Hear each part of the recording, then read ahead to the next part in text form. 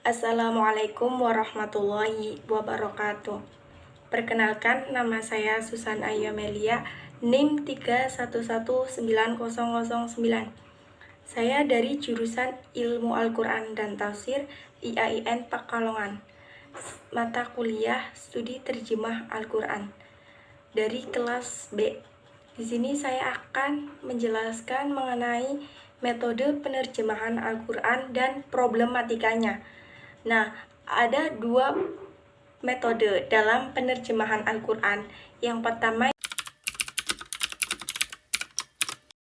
yaitu terjemahan harfiah dan yang kedua itu terjemahan tafsiriyah. Sini saya akan membahas yang pertama terlebih dahulu, yaitu mengenai terjemahan harfiah. Nah, terjemahan harfiah juga disebut dengan terjemahan lafdiyah ataupun musawiyah, yaitu pengalihan bahasa sesuai dengan urutan kata bahasa sumber. Nah, tata cara penerjemahan ini tidak ubahnya dengan sekedar mencari padanan kata. Terjemahan harfiah dilakukan dengan cara memahami terlebih dahulu arti kata demi kata dalam bentuk teks. Nah, setelah benar-benar dipahami, dicarilah padanan kata dalam bentuk bahasa sasaran dan disusun sesuai dengan urutan-urutan kata bahasa sumber, meskipun maksud kalimat itu tidak jelas. Nah, sebenarnya terjemahan harfiah ini dalam pengertian urutan-urutan kata dan cakupan makna persis seperti bahasa sumber tidak mungkin dilakukan. Nah, sebab masing-masing bahasa seperti bahasa sumber dan bahasa sasaran ini selain mempunyai ciri khas sendiri-sendiri dalam urutan-urutan kata, juga ada kalanya masing-masing ungkapan mempunyai makna yang mengandung nuansa tersendiri. Penerjemahan nama pertama, yakni terjemahan tafsiriyah oleh Az-Zarqani ini bukan tanpa alasan dan keterangan yang logis.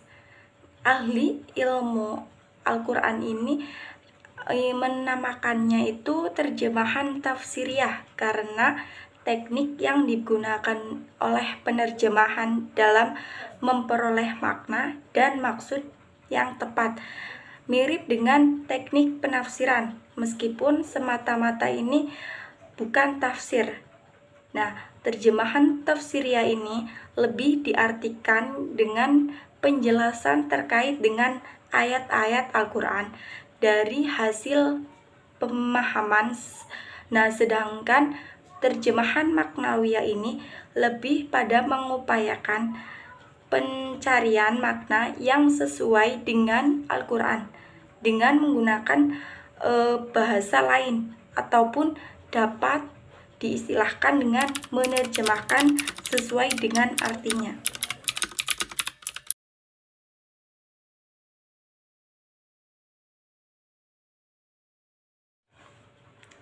Nah, selanjutnya saya akan membahas metode penerjemahan Al-Quran yang kedua. Apa sih yang kedua? Yaitu terjemahan tafsiriyah. Apa yang kalian ketahui tentang penerjemahan tafsiriyah? Nah, terjemah tafsiriyah ini merupakan alih bahasa tanpa terikat dengan urutan-urutan kata atau susunan kalimat bahasa sumber.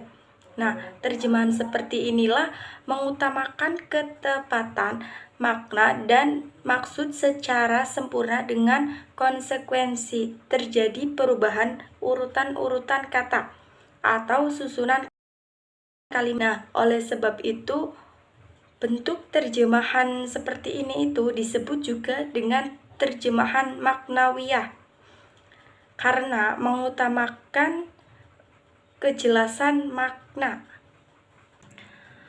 Para ulama ahli tafsir rata-rata ini menolak metode penerjemahan harfiah yang sudah dijelaskan tadi. Nah, dan menerima metode yang tafsiriyah. Penolakan terhadap metode harfiah pada umumnya ini berpijak kepada alasan linguistik bahwa penerjemahan suatu teks ke dalam bahasa lain sesuai syarat dengan ragam kesulitan.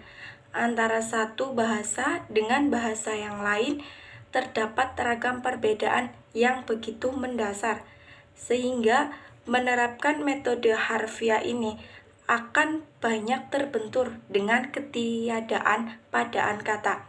Nah, kalimat ataupun idiom tertentu pada titik ini metode harfiah berpotensi besar untuk mereduksi ataupun bahkan menghilangkan maksud dan pesan penulis teks, sehingga secara metodologi tidak tepat untuk dipakai sebagai metode penerjemahan teks seagung Al-Quran. Ada dua problematika dalam penerjemahan Al-Quran menurut Mukhlis Muhammad Hanafi. Yang pertama itu ketidaksesuaian antara bahasa-bahasa, yakni antara bahasa sumber dengan bahasa sasaran dari berbagai segi. Nah, yang kedua ini kesenjangan antara penerjemah dengan penulis, yakni penerjemah teks dan produsennya. Nah, kekayaan bahasa Al-Quran dan keunikannya serta kekhasannya ini yang tiada batas juga mempersulit seseorang yang akan menerjemahkan untuk mengetahui semuanya. Cukup sekian penjelasan dari saya. Kurang lebihnya saya mohon maaf apabila ada tutur kata yang salah, baik disengaja maupun tidak disengaja. Wallahul muwaffiq ila aqwamit thoriq. Wassalamualaikum warahmatullahi wabarakatuh.